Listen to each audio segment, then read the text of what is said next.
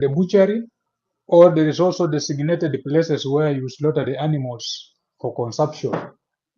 But cutting human beings into sacks and then throwing them in a swamp, we don't have a country.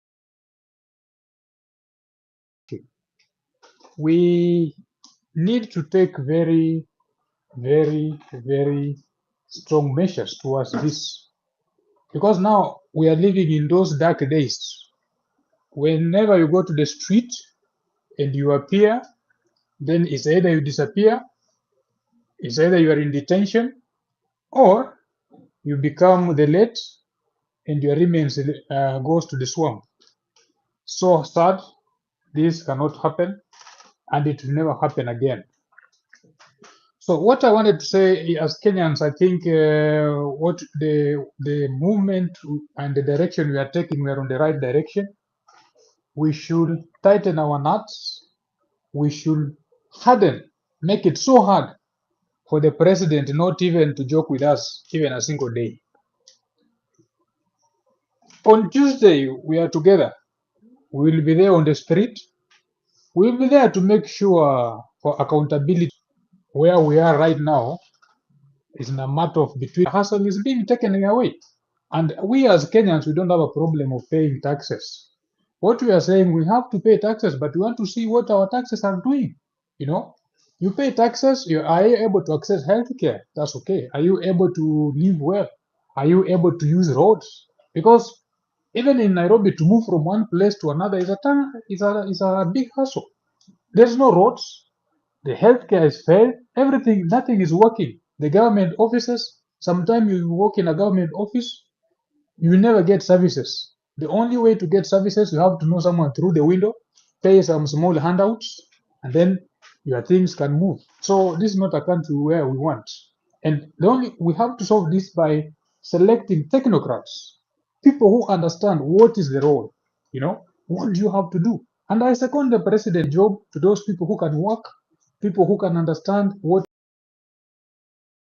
is their task, those people who are up to the task, And even I can propose, Professor, you can also take that Attorney General, because you are very, you understand the law very much. And what are the legal consequences? Give him a proper legal advice on how to run the country. Because where we are going, it seems the president receive any legal advice. He has nobody to work. I mean, those people, they are just his friends. Even if he's wrong, they're just clapping on his back. Even if he's right, there, there's no cross and balance. There's no opposition at all. No one is going to check, who is making a mistake. And I'm happy, like Gen Z, they have taken the matter. Now they are official opposition to hold the president accountable. And they should hold president to account for each and everything. Not only the life that has been lost, also those people who have stolen from us, who have touched their things from abroad. We have to go for those kind of things. They should come back and pay. I remember, even if you understand, there is this president, he's called John Rory for Ghana. He only ruled for one term, and he cleared all the thieves from that country. And he was the darling of their exercises. Where Revolution. yes. Please, please wind up, please. I have 24 Just, requests. Kindly wind up, please. I'm landing, yeah? So what I want to say, let's have someone, even if you leave a legacy, we are Question of what exactly will now happen. Is it to say the president must go, and then how a new government will be constituted? And I tried to explain what I've heard, and what is in the constitution, some of what can happen. And then I also said there are some people who say that the president must stay, but there should be some dialogue, especially how those have not been determined. So all those things, have been indicated. I said, after I finished my stint as a governor in Makueni, I said that I had retired from active politics.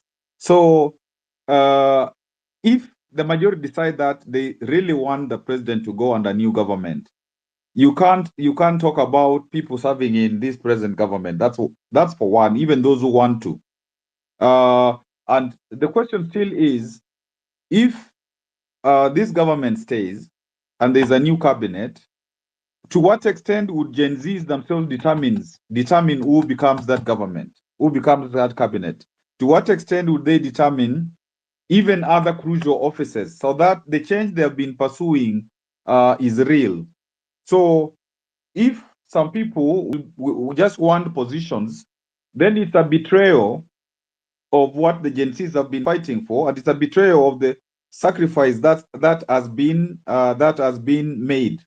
And that is why, therefore, it's really important, in my view, for a conversation to happen, so that the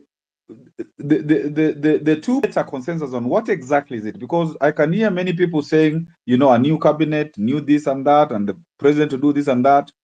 But then one must say, if that is what the majority want, and I don't think that is so, how will they ensure that all these issues that are cropping up don't happen?